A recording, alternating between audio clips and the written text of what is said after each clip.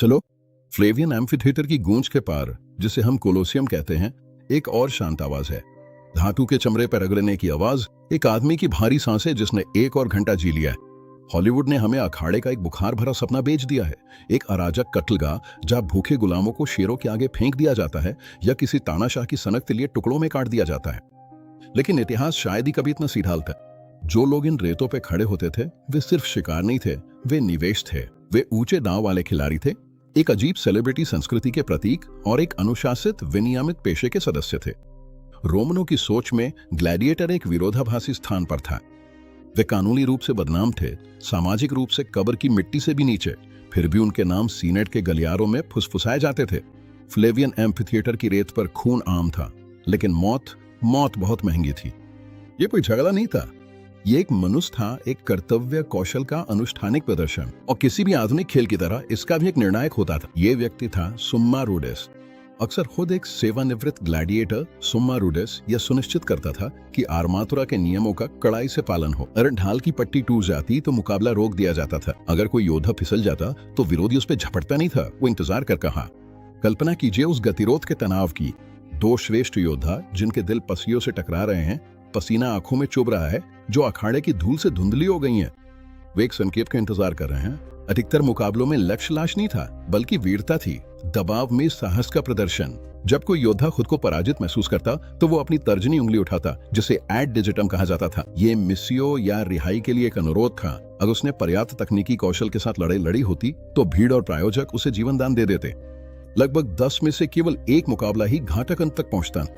एक प्रशिक्षित ग्लैडिएटर को मारना करोड़ों की संपत्ति को नष्ट करना था। यह घाटे का सौदा था। रोमनों के लिए ग्लैडिएटर पहले शताब्दी के नाइकी एथलीट थे। वे घरेलू दियों पर छपे चेहरे थे, पोम्पे की दीवारों पर मिली ग्राफिटी के विषय थे। ये एक ऐतिहासिक सच्चाई है जो किसी कल्पना जैसी लगती है। ग्लैडिएटर की त्वचा से निकला पसीना और तेल, जिसे स्ट्रिगमेंटम कहा जाता था, बोतलों में भरकर कुलीन महिलाओं के लिए महंगे कामोत्तेजक के रूप में बेचा जाता था। वे प्राचीन काल के सबसे बड़े बैड बॉय थे। क्लेम्मा का उदाहरण ले, जो सीरिया में जन्मा एक सेक्यूटर था। उसने 34 बार लड़ाई लड़ी, उसने 21 बार जीत हासिल की, 9 बार मुकाबला बराबरी पर रहा और 4 बार हार गया। लेकिन उन 4 हारों में भी उसे हमेशा मिस्यो दिया गया। 4 बार उसे रूडिस यानी आजादी की लकड़ी की तलवार पेश की गई। चारों बार उसने उससे ठुकरा दिया। उसने नागरिक जीवन की सुरक्षा के बजाय अखाड़े की रेत को चुना। वो तलवार का गुलाम नहीं था, वो अपने नाम का उस्ताद था। ये छवि पिछले 150 वर्षों से रोमन दया की हमारी समझ को परिभाषित करती आई है, अंगूठा नीचे करना। लेकिन 80 ईस्वी में शायद इसे देखकर लोग हैरान रह जाते। लैटिन में इसे पॉलिस वर्सो कहा जाता है, यानी घुमाया हुआ अंगूठा। इतिहासकारों का मानना है कि मृत्यु का संकेत वास्तव में ऊपर या बाहर की ओर इशारा करता हुआ अंगूठा था। इसके विपरीत दया का संकेत शायद पॉलिसे कंप्रेसो था, यानी दबा हुआ अंगूठा। अंगूठे को मोड़कर वे तलवार को म्यान में डालने की नकल करते हैं। आधुनिक समय में अच्छा काम के लिए अंगूठा ऊपर करना, विडंबना यह है कि रोमन काल के मृत्यु दंड के संकेत के सबसे करीब है। उन्होंने ऐसा क्यों किया?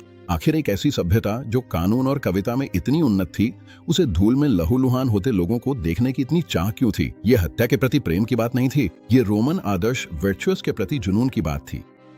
ये लोग हौडियारी थे, यानी जौ खाने वाले लोग। वे बीन्स और अनाज के उच्च कार्बोहाइड्रेट वाले शाकाहारी आहार पर रहते थे, जिससे उनके शरीर के नीचे मोटी चर्बी की परत बनती थी, एक जैविक कवच जो ये सुनिश्चित करता था कि घाव खूनी और नाटकीय तो हों, लेकिन शायद ही कभी इतने गहरे हों कि अंगों तक पहुंचे।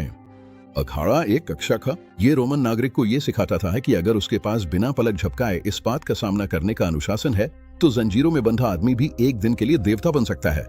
इतिहास उस बात का अध्ययन है कि कोई संस्कृति किसकी पूजा करती है, और रोम में वे उस आदमी की पूजा करते थे जो अच्छे से मर सके। खेल समाप्त हो चुके हैं, रेत बैठ चुकी है, लेकिन खंडहरों की खामोशी में अब भी सुम्मा रूडेस की छड़ी की गूंज सुनाई देती है।